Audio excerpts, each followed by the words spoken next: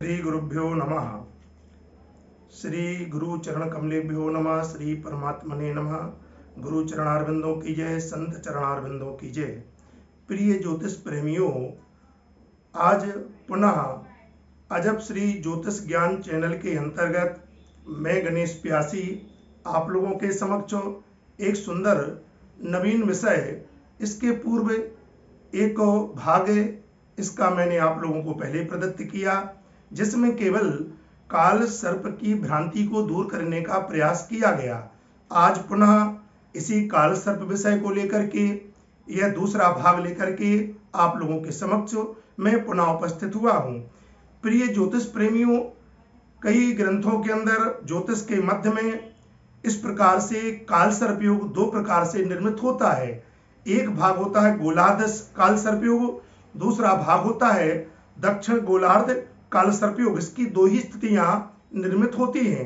राहु का बायां भाग कहलाता है, इसलिए राहु केतु की और बनने वाला योग काल सर्प योग की श्रेणी में बनता है। केतु और राहु के द्वारा बनने वाला योग अनेक देवज्ञों द्वारा काल सर्प योग नहीं कहा जाता। इतना आशय है कि गोलार्ध काल सर्प योग का निर्माण किसी न किसी पूर्व जन्मकृत दोष अथवा पितृदोष के कारण निर्माण होता है। निम्न चंद्र द्वारा चक्रों के माध्यम से आपको मैं काल सर्प योग को स्पष्ट करने का प्रयास करता हूं।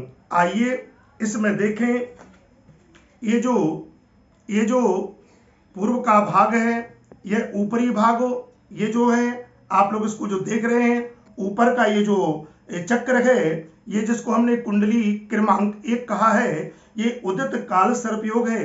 ये प्रथम भाव लग्न माना जाता है। लग्न के माध्यम से इसके मध्य ये 7वां भाग है। इसके बीच में जो भी ग्रह आते हैं इसको उदित काल सर्प योग कहते हैं। प्रथम लग्न में केतु, सप्तम में राहु, और इसके अंदर सारे ग्रह जो प्राप्त हो जाए तो इसको उदित काल सर्प योग का निर्माण कहा जाता है। इसके बाद ये दूसरा ये जो चक्र है, ये अनृत काल सर्प योग। इसके मध्य में प्रथम लग्न भाव में राहु, सप्तम भाव में केतु, और राहु और केतु के मध्य में ये जो सारे ग्रहों का निर्माण होता है इसको अनृत काल सर्प योग कहते हैं। कुंडली का प्रथम कुंडली है वो उदित काल सर्प योग का निर्माण करती हुई आपको दर्शाई गई है, और दूसरी जो कुंडली है ये अनृत काल सर्प योग का निर्माण करती हुई दर्शाई गई है। प्रिय ज्योतिष प्रेमियों, इस प्रकार से प्रायः पाया गया है कि उदित काल गोलार्ध काल सर्प योग जन्म से ही प्रभावी हो जाता है, जबकि अनृत काल सर्प योग गोचर में ग्रह के राहु उसी स्थिति में आने पर या केतु उसी स्थिति में भ्रमण काल जब करते हैं एवं समस्त ग्रह इसके बीच में बनते हैं, तब ये काल सर्प योग आने पर प्रभावी होता है। अतः प्रियो ज्योतिष प्रेमियों, जन्मांग में काल सर्प योग का निर्धारित अत्यंत सावधानी से करना चाहिए।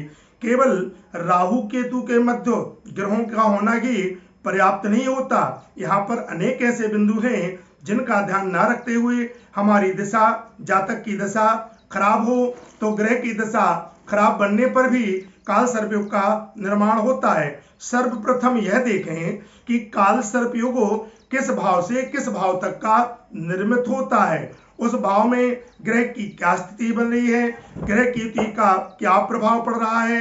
यदि राहु के साथ हो अन्य ग्रह की स्थिति भी यहाँ देखें, क्योंकि केवल अकेला काल सर्प योग निर्माण होने पर अशुभ परिणाम प्राप्त नहीं होता। यहाँ पर एक बात कहने और समझने के योग्य है, कभी कभी ये अधिक अनुकूल होने पर व्यक्ति को विश्व स्तर पर महान बनाते हैं, वो प्रसिद्धि प्राप्त करते हैं। काल सर्प योगों कुछ विशेष ग्रहों की उपस्थिति होने पर अपितु जीवन में संपत्ति, वैभव, नाम और प्रसिद्धि जीवन में व्यक्ति को प्रसिद्ध प्राप्त होती है। इस प्रकार से केवल काल सर्प योग को हमारे ज्योतिषियों ने आजकल इस पर खूब दुकानदारी चल रही है, और दैवज्ञ लोगों या ज्योतिषी कतिपय जो थोड़ी थोड़ी विशेष जानकारी ना रख करके इस काल सर्प योग से लोगों को भ्रमित करने में लगे हुए हैं। ज्योतिष में 12 राशियां हैं, इनके आधार पर 12 लग्नों का निर्माण होता है और इनके विविध योगों के आधार पर कुल 288 प्रकार के काल सर्प योग निर्मित हो रहे हैं। प्रमुख रूप से भाव के आधार पर काल सर्प योग के द्वारा जिसके नाम एवं प्रभाव निम्नानुसार हैं। प्रथम काल सर्प योग जो लग्न से निर्मित होता है, लग्न से सप्तम तक जिसका निर्माण होता है, इस योग को काल सर्प योग में अनंत काल सर्प योग की संज्ञा दी गई है। और ये अनंत काल सर्प योग का जो प्रथम योग है, ये जातक को मानसिक अशांति, जीवन की अस्थिरता, कपट बुद्धि, प्रतिष्ठा की हानि, वैवाहिक जीवन का दुखमय या विवाह में बाधा इत्यादि जातक को दर्शाता है। जातक को आगे बढ़ने के लिए काफी जीवन में संघर्ष करने पड़ते हैं। ऐसा व्यक्ति निरंतर मानसिक रूप से अशांत बना रहता है। ये अनंत काल सर्पयोग का प्रभाव है। कुलिक काल सर्पयोग द्वितीय स्थान से लेकर के अष्टम स्थान तक पढ़ने वाले इस योग के कारण जातक का स्वास्थ्य प्रभावित होता है। जीवन में आर्थिक पक्ष को लेकर के अत्यंत संघर्ष करना पड़ता है। जातक को कर्कश वाणी वाला एवं जीवन में कलह की स्थिति निर्मित होती है और वह पारिवारिक विरोध एवं अपयश का भी भागी बनता है। योग की तीव्रता के कारण ऐसे जातक के विवाह में विलंब होता है या विवाह संपन्न भी हो जाए तो अंतोगत्वा विवाह के जीवन में और तलाक की स्थिति भी निर्माण करता है। तृतीय वासुकी काल सर्प योग, यह तृतीय योग ये जो है तीसरे भाव से नवम भाव तक निर्मित होता है। इसमें पारिवारिक विरोध, भाई बहन से मनमुटाव, मित्रों से धोखा, भाग्य की प्रतिकूलता, व्यवसाय या नौकरी में रुकावटें, धर्म के प्रति नास्तिकता, कानूनी रुकावटें आदि ऐसा देखने में आया है। जातक का धन तो अवश्य कमाता है किंतु कोई ना कोई बदनामी उसके जीवन से जुड़ जाती है और यश पद प्रतिष्ठा पाने के लिए वो संघर्ष उसको करना पड़ता है। इसके बाद बनता है दूसरा काल सर्प जो है चौथे नंबर से, जिसका नाम है शंखपाल काल सर्प योग। यह चतुर्थ भाव से लेकर के दसम भाव तक निर्मित होता है। इसके प्रभाव से व्यवसाय, नौकरी, विद्याध्ययन इत्यादि पक्षों में रुकावटें आती हैं, घाटे का सामना करना पड़ता है। वाहन एवं भृत्यों के तथा कर्मचारियों को लेकर कोई ना कोई समस्या आती है। आर्थिक स्थिति इतनी खराब हो जाती है कि जीवन उसका दिवालिया हो जाता है। इस प्रकार का काल सर्पयोग हानिकारक है।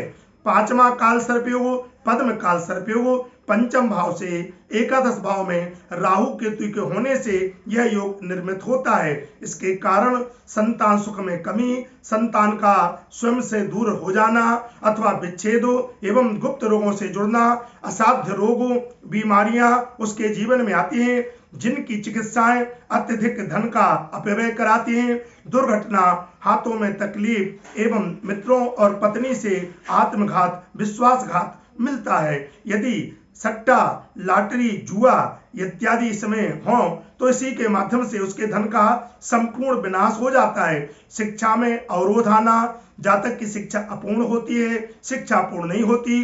जिस व्यक्ति पर सर्वाधिक विश्वास किया जाए वही व्यक्ति इसके जीवन में धोखा देखता है। सुख में प्रयत्न करने पर इच्छित फलों की प्राप्ति नहीं होती, अतः ऐसे जातक का जीवन संघर्ष पूर्ण होता है।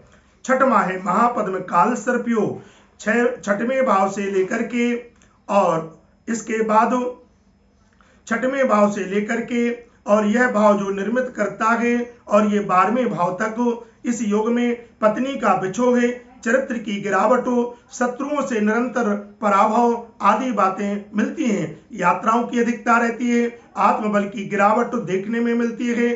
प्रयत्न करने पर भी जीवन में बीमारी छुटकारा नहीं देती और गुप्त शत्रु भी इसके पीछे पड़े रहते हैं।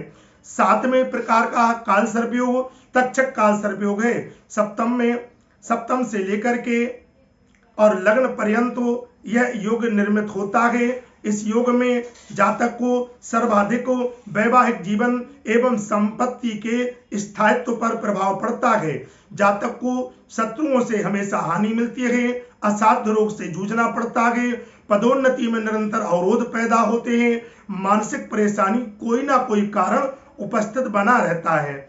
8वां काल सर्पयोग जो बनता है वो है कर्कोटक काल सर्पयोग। अष्टम भाव से लेकर के द्वितीय भाव तक कर्कोटक काल सर्पयोग का निर्माण होता है। जातक को रोग और दुर्घटना का शिकार होता है, जीवन में कष्ट उठाने पड़ते हैं, ऊपरी बाधा एवं जादू टोना तंत्र मंत्र इससे ऐसा व्यक्ति प्रभावित हो जाता है। अर्थ हानि, व्यापार में नुकसान, नौकरी में परेशानी, अधिकारियों से मनमुटाव एवं पाचन शक्ति कमजोर, मित्रों से हानि एवं साझेदारी से ऐसे जातक को धोखा मिलना और रोगों की अधिकता, शल्य क्रिया, ऑपरेशन इत्यादि, जहर का प्रकोप, अकाल मृत्यु भी ऐसे जातक के जीवन में प्राप्त हो सकती है। नवम काल सर्पयोग है शंखनाद शंखचूर्ण काल सर्पयोग। इसको दो संज्ञा दी गई हैं, शंखनाद एवं शंखचूर्ण काल सर्पयोग। एक ही काल सर्पयोग की दो संज्ञा है। यह योग नवम भाव से लेके तृतीय भाव तक निर्मित होता है। यह योग भाग्य को दूषित करता है, व्यापार में हानि, पारिवारिक तथा अधिकारियों से मनमुटाव कराता है, फलतः शासन से कार्यों में अवरोध मिलते हैं, जातक के सुख में कमी देखने को प्राप्त होती है। इसके बाद दसवां है पातक काल सर्पयोग। दसम से चतुर्थ भाव तक यह योग बनता है। दसम भाव से व्यवसाय की जानकारी मिलती है, संतान पक्ष को बीमारी होती है। दसम भाव से चतुर्थ भाव तक माता पिता का अध्ययन भी किया जाता है, अतः ऐसे जातक को माता पिता, दादा दादी एवं वियोग की और प्राप्ति होती है।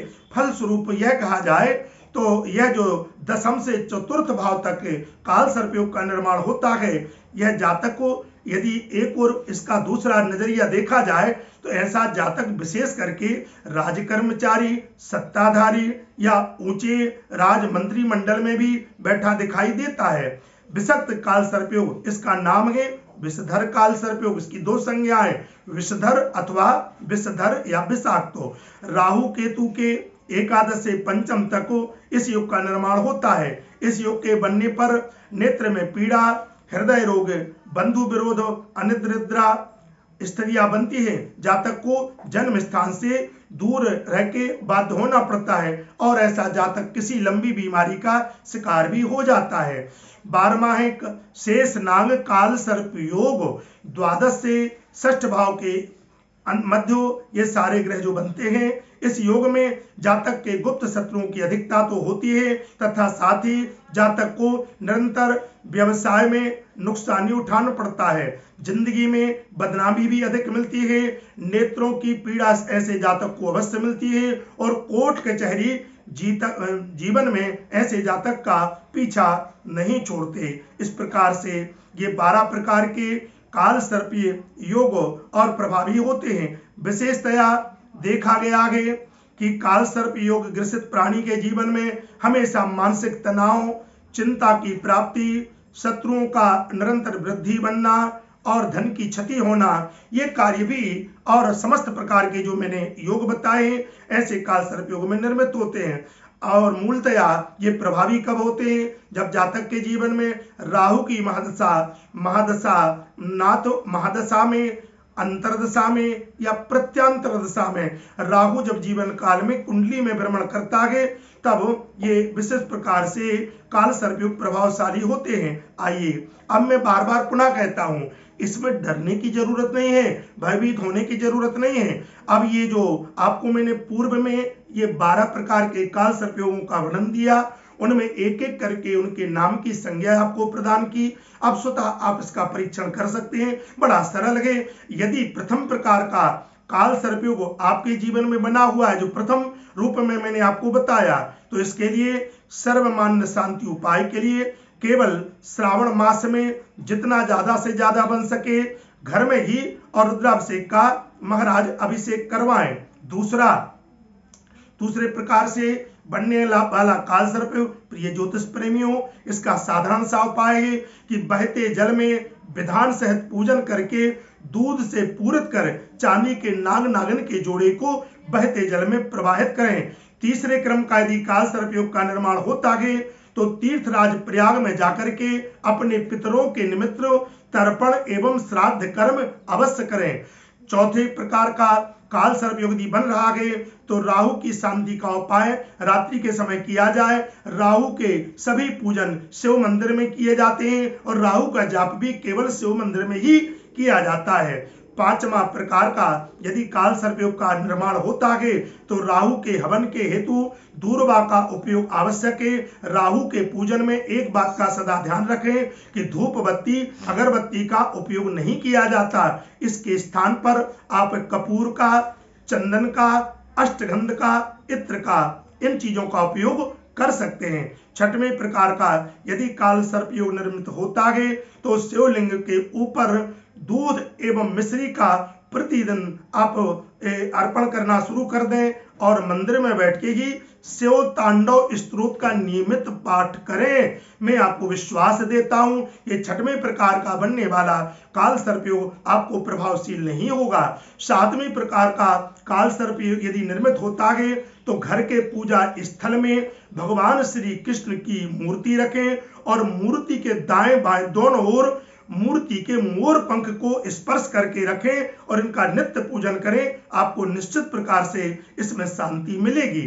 आठवें प्रकार का काल सर्प योग यदि निर्मित होता है तो आप पंचाक्षर मंत्र ओम नमः शिवाय इस मंत्र का नियमित 108 बार जाप करें। मूली का दान एवं बहते जल में कोयला का और मगराज जाकर के कोयले का और प्रवाह करें। नवम प्रकार का काल सर्प योग यदि बनता है तो मसूर की दाल एवं कुछ कर्मचारी जो सफाई करने वाले कर्मचारी हैं सप्ताह में उसको चलते हुए कुछ पैसे जरूर दे दें। ये नवम प्रकार का काल सर्प योग का दोष दूर होता है। और निम्न में से और नौ नांग स्तोत्र के 10वां काल सर्प योग यदि बनता है तो इसका केवल एक साधारण सा उपाय है कि नवग्रह स्तोत्र में जो नौ नांग स्तोत्र मिलता है ये नौ नांग स्तोत्र इस प्रकार से है, इसका पाठ करें। ये पुस्तक बाजार में भी भली भांति प्राप्त हो जाती है। अनंतम वासुकुम शेषम पद्मनाभम चा कम मिलम शंखपालम धृतराष्ट्रम तक्षकम कालियम तथा एतानि नौ नागानि नामानि नागानि उंचा महात्मनाम सायंकाले पठेन नित्यम प्रातः काले विशेषतः।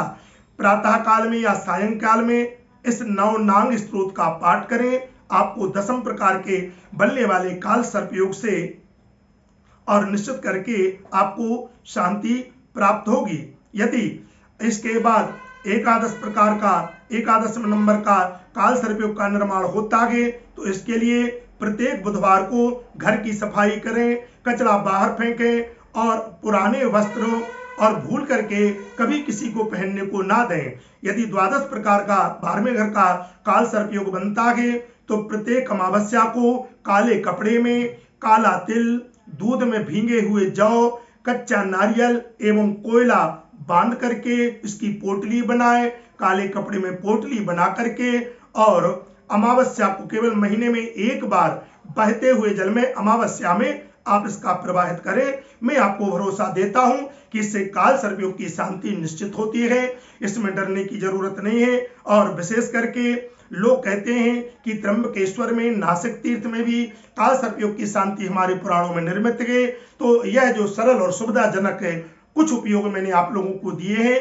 तो यह जो भाग जो आपको सामने मैंने इसकी विस्तृत जानकारी आप लोगों को दी, मुझे विश्वास है, पूर्ण भरोसा है यह सुंदर सी जानकारी आपको अच्छी लगेगी और इसको आप अपने जीवन में उतारें, अनुभव करें। मैं आपको भरोसा देता हूं कि आपके जीवन की आने वाली बाधाएं और रुकावटें स्वतः ही दूर हो जाएंगी। इसी आशा के साथ आप सभी के निमित्त मेरी जय श्री राम, जय जय श्री सीताराम, जय जय श्री, जय जय सरकार की जय।